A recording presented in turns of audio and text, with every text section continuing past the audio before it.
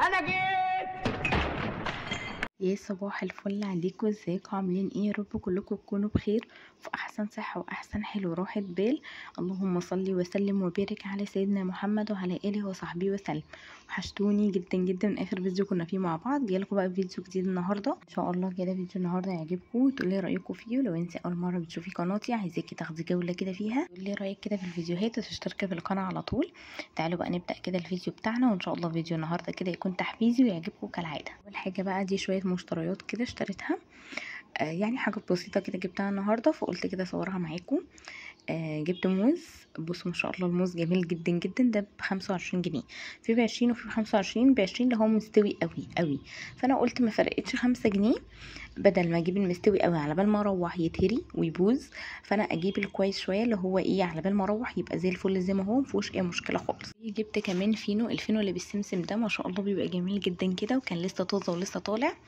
الكلام ده اصلا كله كان يعني ايه، الوقت ده كان على مثلا كده العصر مثلا في الوقت ده، فكنت خلاص بقى يعني بجيب الحاجه للمدرسه. طبعا الفينو من العصر لو لسه طازه ولسه طالع يقعد معاكي لتاني يوم مفيش مشكله خالص. فانا الفينو كان لسه طازه، كان لسه طالع من الفرن، فقلت لا حلو واجيبه بقى دلوقتي عشان ما انزلش الولاد تاني يجيبوا الحاجه بتاعه المدرسه، اجيبه في طريقي بالمره يعني. اليوم ده كان عندهم درس بعد المدرسه وكانوا مرهقين جدا جدا، مش قادره اقول لكم قد ايه. جبت كمان كوكا، ما شاء الله مستويه وجميله جدا جدا.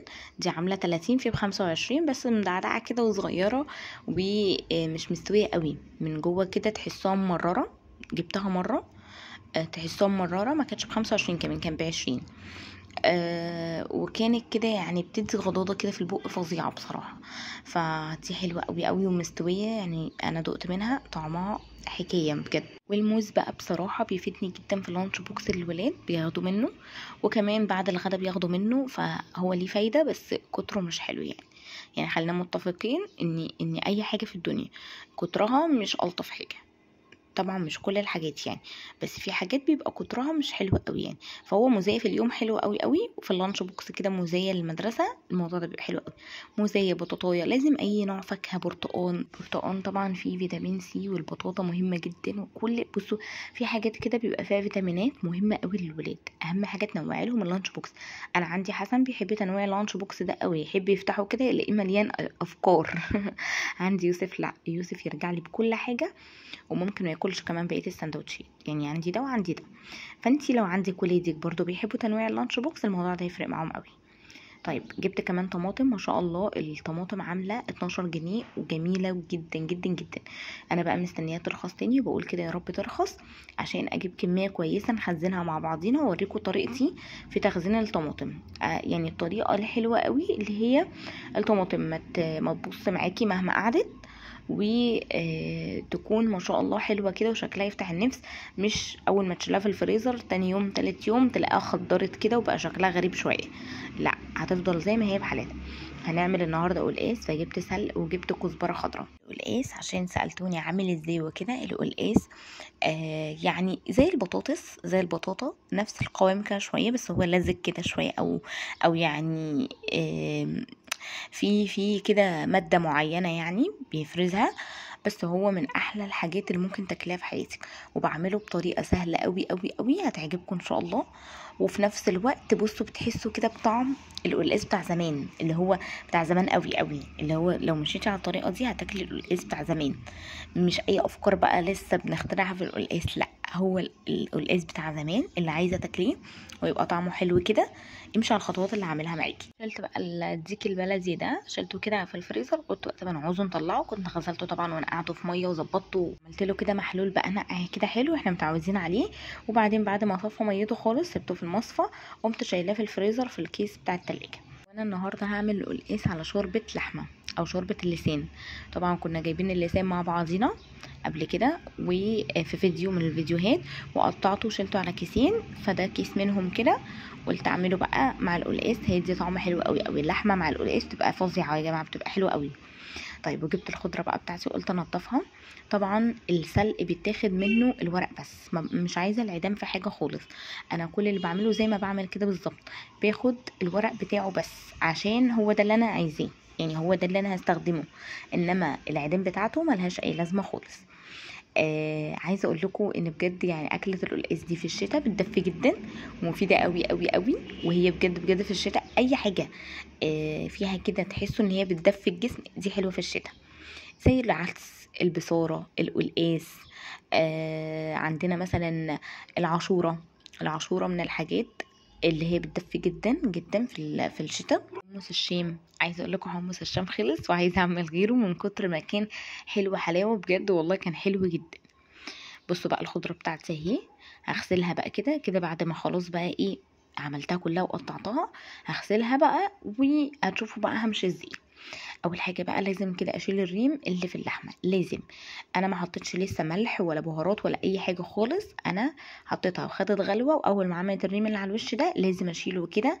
عملته ايه بقى في فكره الحصاله اللي اتفقنا عليها، وناس كتير جدا عجبها الفكره وقالت لي هنعمل زيك وهنجيب حصاله ونحوش. والناس قالت لي انا متعوده اعمل كده اصلا قبل رمضان عشان يجي رمضان اعرف اجيب خزين للبيت وحاجات للبيت. الفكره دي فعلا فعلا حلوه قوي قوي، خصوصا بقى لو احنا داخلين على شهر رمضان كمان كام شهر، فالموضوع ده بيفرق جدا جدا جدا، بيفرق قوي قوي قوي. ليه بقى؟ هجيب كل اللي انا عاوزاه لتلاجتي. بصوا خلينا متفقين ان هي للتلاجة، هنعملها للتلاجة مش هنعملها لاي حاجه تانية، هنعملها للتلاجة.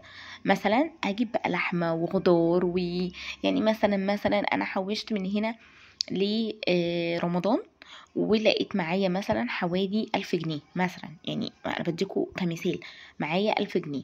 هنزل بال1000 جنيه دول اجيب كل حاجه انا محتاجاها للفريزر، سواء خضره بقى، كيلو لحمه مثلا نص مفروم ونص سليم، هجيب مثلا فرخه، هجيب نص فلي. بصوا ال1000 جنيه هيخلي الدنيا معانا زي الفل. ان شاء الله اعمل معاكم الموضوع ده قبل رمضان مباشره، يعني قبل رمضان كده بكام يوم نفتح الحصاله مع بعض ونشوف فيها قد ايه، وننزل مع بعض نجيب بقى الحاجه اللي احنا محتاجينها رمضان، واديكم الافكار ديت. الافكار دي على فكره بتفرق جدا جدا جدا. طيب بصوا اول حاجه انا عملتها، انا دقيت كده راس توم. راس توم القلقاس بيحب توم كتير، فانا دقيت راس توم وعليها شويه كزبره صغيرين وعليها شويه ملح صغيرين، تمام. وبعدين فضيتهم بقى في طبق كده صغير لوحدهم وركنتهم على جنب. جبت بقى الكزبره الخضراء وجبت كمان السلق وحطيتهم كده في ايد الهول، وافضل ادق كده عليهم واحده واحده، اخدهم وادق عليهم واحده واحده. طب انتي بتعملي الخطوه دي ليه؟ انا بعمل الخطوه دي عشان انا عايزه الميه اللي هينزلها السلق والكزبره انا عايزاها، وبعدين هرجع بقى اشوحهم مع التومه واضربهم في الخلاط. هتشوفوا دلوقتي على فكره خطواته سهله قوي قوي قوي. بحس ان في ناس كتير مش بتحب تعمل قلقاس وبتقولك لا خطواته صعبه، وانا بحب اريح دماغي ومش بحب اعمل اي حاجه فيها كلكعه. على فكره القلقاس من الحاجات اللي مش مكلكعه خالص خالص، وافكاره سهله جدا او خطواته سهله قوي قوي، ما بياخدش وقت، وحاجه كده حلوه في البيت خصوصا في المدارس. في وقت المدارس ده بنبقى محتارين كلنا نعمل ايه، لا دي حاجه موجوده في البيت كده سهله جدا. بصوا بقى طبعا انا كنت شايله القلقاس معاكم، انا كنت عامله كيسين بصراحه. انا كنت هعمل كيس واحد ورجعت قلت لا انا اعمل الكيس التاني عشان الولاد لو حبوا ياكلوا اكتر يبقى فيه. خدت بقى الخضره اللي انا دقيتها وعصرتها كده بايديا، نزلت كل الميه اللي فيها، كل العصاره اللي فيها كده نزلتها. جبت بقى كده كان عندي دهن الفراخ ده، على فكره دهن الفراخ الاصفر ده ما بترميش ابدا، زي ما قلت لكم بيتشوح بيه اي حاجه. ونزلت التومه بقى اشوحها معاها حلو جدا. واول ما التومه كده تطلع الريحه مش تصفر، انا عايزه التومه بس تطلع الريحه اللي فيها، هديها تقليبه وانزل عليها الخضره بقى اللي انا دقيتها كلها بعد ما عصرتها كده على القلقاس، هنزلها عليها. طب انتي بتعملي الخطوه دي ليه؟ انا عايزه الخضره بالثوم يتشوحوا مع بعض، يتشوحوا حلو جدا، انا عايزاهم يتشوحوا حلو قوي عشان ينزلوا كل الصوص اللي فيهم. وغير بقى انهم ينزلوا كل الصوص اللي فيهم، لما بتشوحيها مع التومه بتدي طعم حلو قوي قوي قوي للقلقاس. طيب انت هتفضلي تشوحي فيها كده لحد ما اوصل لحاجه معينه انا عاوزاها، هوريها لكم دلوقتي. انا بعمل القلقاس معاكم خطوه خطوه عشان يعني ممكن اكون من بدري قوي قوي من رمضان ما عملتوش معاكم بالخطوات بالظبط، فقلت لا انا اعمله معاكم بقى الخطوات كده. وطبعا انا بمشي يومي معاكم، بوريكم اشتريت ايه، بوريكم عملت ايه، بوريكم يومي كان ماشي ازاي. بصوا بقى وصلت لي ازاي، انا عايزاها بقى متشوحه بالمنظر ده. هقفل بقى عليها واضربها في الخلاط مع كبشه شوربه، يعني انزل عليها كبشتين من الشوربه او كبشه شوربه كبيره، وهضربها في الخلاط اول كده ما تهدى معايا وتبقى دافيه كده شويه، هضربها في الخلاط حلو جدا. بصوا انا هوريكم شكلها تبقى عامله ازاي. هتبقى عامله كده لونها كده اخضر وسايله خالص، ما فيهاش اي كلكعه ولا اي حاجه. وهنا اللحمه كانت خلاص استوت معايا، كانت بقت زي الفل. اللسان ما بياخدش وقت خالص خالص على النار، خصوصا بقى لو ما حطيتلوش ملح اول ما نزلتيه على النار. الملح ما يتحطش اول ما ننزله على النار، الملح يتحط لما يخش في السوا كده خالص. بعد كده بقى لما ضربتها في الخلاط نزلتها على القلقاس على طول. بصوا بقى لونه، بصوا شكله، بجد والله لونه كفايه يفتح النفس. بصوا انا مش من الناس اللي بتحب تخزن الخضره خالص، بس لو مثلا عندي حزمه اي حاجه اتبقت بغسلها حلو واقطعها واشيلها في الفريزر احتياطي، جايز اكون مش قادره انزل اجيب حاجه في مره وتنفعني. يعني مثلا كان عندي كرفس واحتاجته جدا جدا للسمك قبل كده، بالصدفه كان متبقي شويه شلتهم في كيس تلاجة واحتاجته. بس طول ما الخضره صابحه معاكي ولسه طازه بيبقى المنظر كده، بتبقى خضرها عامل كده صبحة وحلوة جدا وده لونها. انما بصراحة الخضرة لما بتبقى متخزنة في الفريزر بحسها بتدي غمقان كده شوية، لما بتطلع وبحطها في الاكل بحسها بتغمق الاكل شوية، فاهميني؟ بس وخلصت خلاص، غرفت بقى اللحمه كده. بصوا ما شاء الله شكلها، وعايزه اقول لكم دايبه جدا جدا جدا، مش محتاجه اصلا او مش عارفه امسكها من كتر ما هي دايبه بجد. وكمان غرفت القلقاس ما شاء الله شكله كان جميل جدا. كنت خلاص بقى، ابن اختي كان عنده درس اليوم ده وكنت نازله اجيبه متاخر، هو يوم الاحد بيبقى عنده درس فبنزل له كده متاخر شويه اروح اجيبه. تمام، يوم الاحد والاثنين، فببقى مش عارفه اصور ازاي ولا اعمل ايه ولا. عايزه اقول لكم ان انا عملت الاكل كده كنت كاني متكهربه، بعمله بسرعه بسرعه، عماله احاول انجز نفسي عشان اصور وعشان في نفس الوقت انزل اجيب الولد ما اتاخرش عليه. فادعوا لي بقى والله بجد، لان انا بص بعاني طول المدارس من ولادي شويه، من ابن اختي شويه. ربنا يقوينا يا رب ويعيننا عليهم. بس المدارس بجد بتبقى ضغط نفسي علينا وعليهم جامد قوي، فبندعي بقى كده ان ربنا يهديهم علينا كده ويبقوا زي الفل وبالنجاح يا رب ليهم يا رب.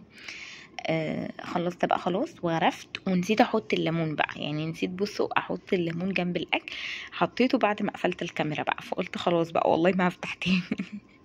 بعد ما رجعت بقى كانوا قالوا لي فين الاطباق اللي انتي اشتريتيها، احنا ما بناكلش فيها ليه؟ طبعا الاطباق دي انا جايباها لهم عشان ياكلوا فيها عند ماما. تمام، هم 5 اطباق بالظبط. حلو.